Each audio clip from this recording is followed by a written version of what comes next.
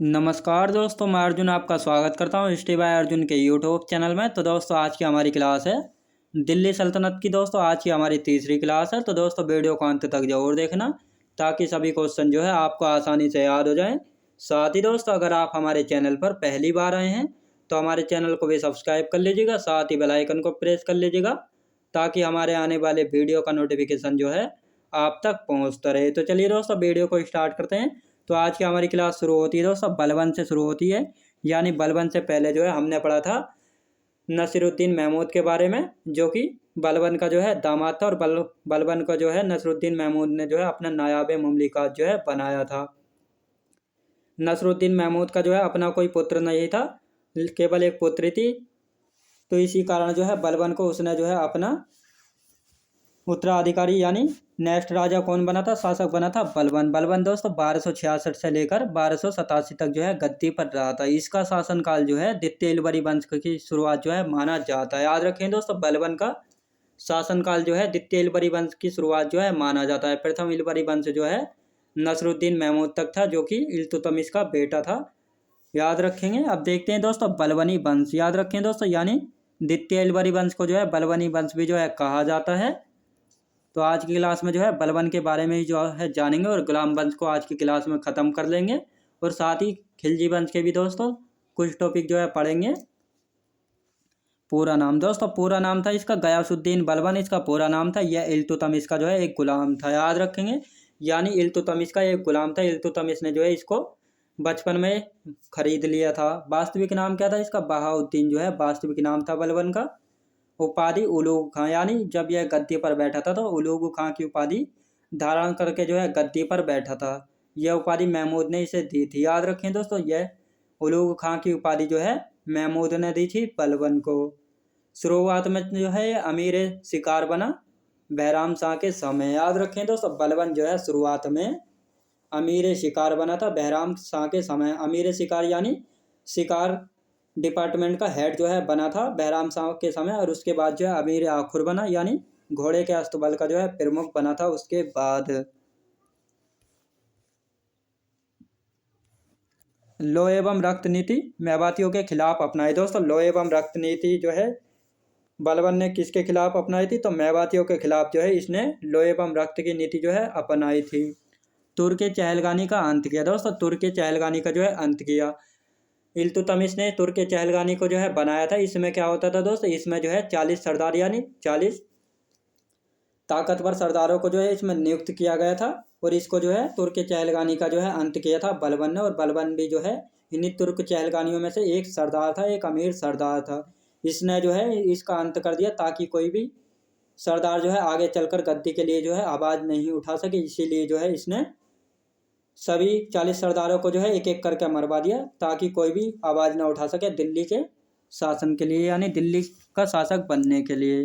फिर इसने दोस्तों सिजदा यानी झुकना, पोबोश यानी चूमना और नौरोज उत्सव की जो है शुरुआत की। याद रखें दोस्तों बलबन ने जो है सिजदा यानी जो भी दरबार में आएगा तो पहले बलबन के सामने झुकेगा, फिर लंबा लेट जाए, उसके बाद जो है कोनियों के बल जो है रेंगता हुआ उसके जो है पैरों को जो है चूमना शुरू करेगा। तो ये है सिजदा यानी पाबंद जो है। इसकी प्रथा किसने शुरुआत की थी? तो बलबन ने जो है इसको शुरू किया था।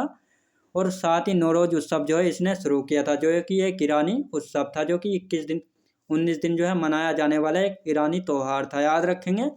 तो यह तो पहली बार जो है गैर इस्लामिक प्रथा जो दिल्ली सल्तनत में लागू हुई थी। याद रखें दोस्तों पहली बार गैर इस्लामिक प्रथा जो है दिल्ली सल्तनत में लागू हुई थी। यानी नौरोज त्यौहार जो है दोस्तों एक ईरानी त्यौहार था, जो कि एक गैर मुस्लिम था। तो इसकी शुरुआत किसने की थी? इसकी शुरुआत की थी बलबन ने। याद रखें दोस्तों। अब आते हैं फारसी पद्धति में दरबार।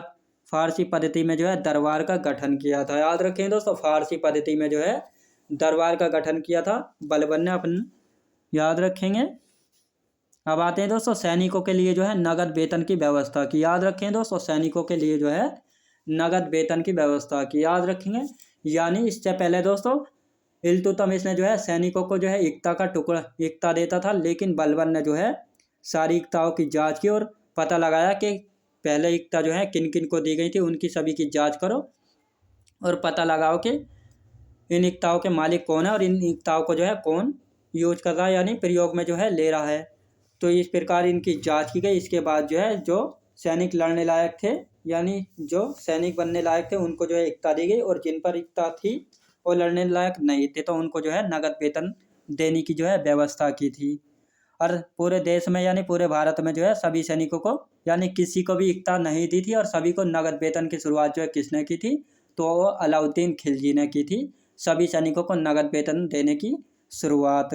इसने 2 विभाग बनाए थे। इसने जो है दोस्तों 2 विभाग बनाए थे, बरीद मुमालिक और दीवाने अर्ज। दोस्तों बरीद मुमालिक क्या होता था, एक गुप्तचर विभाग होता था। इसने बनवाया कि देखो यह जानकारी निकालो कि कौन कौन जो है मेरे खिलाफ साजिश कर रहा है। इसी जानकारी के लिए जो है इसने एक गुप्तचर विभाग बनाया था कि पता लगाओ कि कौन कौन जो है मेरे खिलाफ जो है साजिश कर रहा है। इसीलिए इसने बरीद मुमालिक यानी गुप्तचर विभाग जो है बनाया था।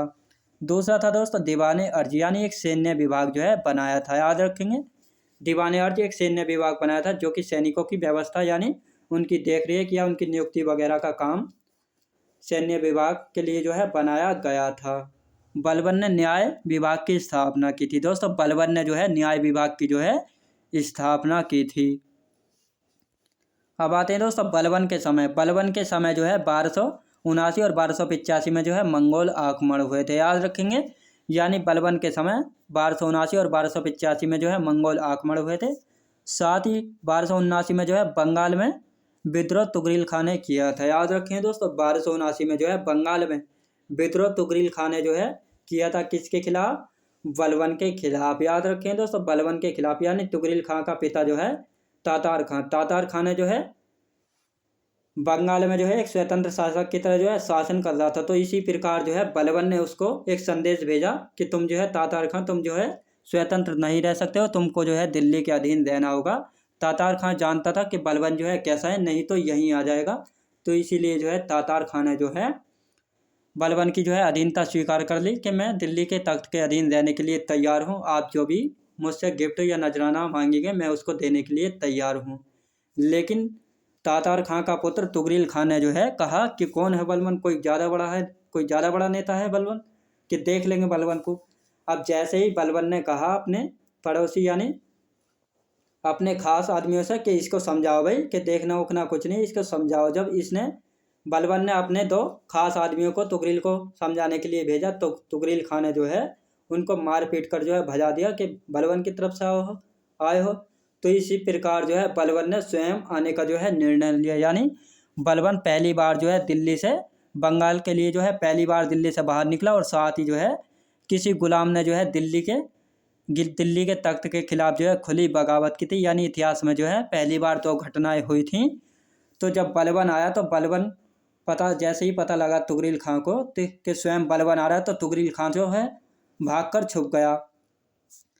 तो इस प्रकार जो है दोस्तों तुगरिल खां जो है भागकर छुप गया, और इसकी जो है फिर इसको ढूंढा गया और इसको जो है इसकी हत्या कर दी गई, और साथ ही इसकी शरीर की हड्डियां निकालकर इसकी खाल में भूसा भरकर जो है लखनौती यानी जहाँ पर जो है तुगरिल खां का जो है शासन था वहाँ पर लखनौती की मार्केट यानी बाजार में जो है इसके खाल में जो है भूसी भरकर जो है यानी भूसा भरकर इसकी खाल को जो है चौराहे में यानी सब में घुमाया गया, इसकी बेइज्जती यानी खिजालत करने के लिए। यानी इतना खौफ जो है बलबन ने बना दिया था। याद रखें। अब आता है दोस्तों बलबन के बाद आता है दोस्तों अब आता है केकूबाद। केकूबाद कौन था दोस्तों, केकूबाद जो है बलबन का पोता था। बलबन का पुत्र था दोस्तों बुकरा खां, जिसने जो है दिल्ली की गद्दी के लिए जो है कोई भी रुचि जो है नहीं दिखाई थी। तो इसीलिए जो है बलबन का पुत्र गद्दी पर बैठा था केकूबाद। दोस्तों केकूबाद जो है इतना योग्य शासक जो है नहीं रहा था। इसने जो है बस किलोखरी का किला जो है बनवाया था दिल्ली में। इसके लिए बस इतना ही दोस्तों इम्पोर्टेंट है। केकूबाद के बाद आता है दोस्तों कैमूर। केकूबाद के बाद आता है दोस्तों कैमूर, जो कि दिल्ली में गुलाम वंश का अंतिम शासक था। कैमूर यानी शमसुद्दीन गुलाम वंश का अंतिम शासक था। याद रखें दोस्तों गुलाम वंश का जो है अंतिम शासक कौन था, कैमूर था, और यह 11वां शासक था गुलाम वंश का। गुलाम वंश के बाद आता है दोस्तों खिलजी वंश। खिलजी वंश का शासनकाल आपको पता ही है 1290 ईस्वी से लेकर 1320 ईस्वी तक रहा था खिलजी वंश का शासन। संस्थापक कौन थे दोस्तों खिलजी वंश के, संस्थापक थे जलालुद्दीन खिलजी। दोस्तों गुलाम वंश के पतन में जो है सबसे महत्वपूर्ण भूमिका जो है जलालुद्दीन खिलजी की ही रही थी। याद रखेंगे खिलजी वंश। अब आ गया दोस्तों दूसरा वंश हमारा शुरू हो गया है। खिलजी वंश संस्थापक थे जलालुद्दीन खिलजी, जलालुद्दीन खिलजी उपाधि क्या थी? शाइस्ता खां। याद रखें दोस्तों, उपाधि थी जलालुद्दीन की शाइस्ता खां, जो कि कैकुबाद ने दी थी। याद रखेंगे दोस्तों, कैकुबाद ने दी थी। जलालुद्दीन खिलजी जो है कैकुबाद व कैमूर दोनों के समय जो है रहा था, तो कैकुबाद ने इसको शाइस्ता खां की जो है उपाधि दी थी। सल्तनत काल का सबसे बुजुर्ग शासक था, क्योंकि 70 वर्ष की उम्र में जो है गद्दी पर बैठा था। याद रखेंगे, यानी दिल्ली सल्तनत काल में जो है सल्तनत काल का सबसे बुजुर्ग शासक था जलालुद्दीन खिलजी, जो कि 70 वर्ष की आयु में जो है गद्दी पर बैठा था। कहा जाता है साथ ही दोस्तों, इसने जो है अपने विद्रोही से भी जो है हाथ मिला लिया था गद्दी पर बने रहने के लिए, कि भैया काहे लड़ना झगड़ना, कि सब कुछ तुम अपने कंट्रोल में करो, लेकिन मुझे गद्दी पर बना रहने दो, मुझको जो है मत मारना। इसी के समय जो है कड़ा मानिकपुर में, जो कि इलाहाबाद यूपी में जो है पड़ता है, मलिक विद्रोह किया। याद रखें दोस्तों, इसी के समय जो है कड़ा मानिकपुर का एक जागीरदार था मलिक छज्जू, इसने जो है विद्रोह कर दिया, अपने आप को जो है स्वतंत्र कर दिया, कि मैं नहीं मानता अब इस बूढ़े की, मैं जो है एक स्वतंत्र हूँ। तो इसी अभियान के खिलाफ जो है मलिक छज्जू के विद्रोह को दबाने के बाद जो है कड़ा मानिकपुर की जागीर जो है अपने भतीजे अलाउद्दीन खिलजी को इसने दे दी। अलाउद्दीन खिलजी ने जो है दिल्ली की गद्दी के जो है सपने देख लिए, कि ये बूढ़ा आदमी जो है अब दिल्ली की गद्दी का शासक जो है नहीं रहेगा, इसकी गद्दी पर जो है इस गद्दी पर जो है मैं बैठूंगा। तो जैसे ही इसने दिल्ली की गद्दी के जो है सपने देख लिए, साथ ही दोस्तों इससे पहले इसके दो पुत्र थे, इब्राहिम खान खाना और अरकली खां। इसके बाद जो है जब कड़ा मानिकपुर के जागीरदार मलिक छज्जू को हराकर जो है, यानी इसको दबाकर कड़ा मानिकपुर की जागीर जो है अलाउद्दीन खिलजी को दे दी थी, जो कि इसका भतीजा था। इसने जो है अलाउद्दीन खिलजी ने अपने चाचा को कहा है, ये बूढ़ा जो है अब गद्दी पर नहीं रह गया, इस गद्दी पर जो है मैं बैठूंगा, यानी गद्दी के सपने जो है देख लिए थे। किसी ने बताया कि भैया के युद्ध लड़ने के लिए जो है कि धन की जरूरत होगी। अब इसे पता लगा कि धन कहाँ से मिलेगा, इसे पता लगा कि धन जो है दक्षिण में जो है मिलेगा, दक्षिण में मिलेगा। राजा चंद्रदेव के यहाँ के बहुत सारा जो है सोना रखा है। अब जैसे ही अलाउद्दीन खिलजी जो है दक्षिण की तरफ अभियान करने के लिए चल दिया देवगिरी में, तो जैसे ही इसने जो है, यह बहुत चालाक था, इसने देवगिरी अभियान जैसे ही किया तो चंद्रदेव के यहाँ जो है धोखे से उसकी हत्या कर दी, और उसके सोने को जो है लूट कर जो है ले आया, और अपने चाचा के खिलाफ जो है इसने विद्रोह किया, और चाचा को जो है धोखे से बुलाकर कड़ा मानिकपुर की जागीर में जो है उसको अपने सैनिकों से जो है मरवा दिया, और उसके बाद जो है अपने चाचा की लड़की से शादी करके जो है दिल्ली की गद्दी पर जो है स्वयं बैठ गया। तो दोस्तों कल की क्लास में जो है हम अलाउद्दीन खिलजी से जो है स्टार्ट करेंगे।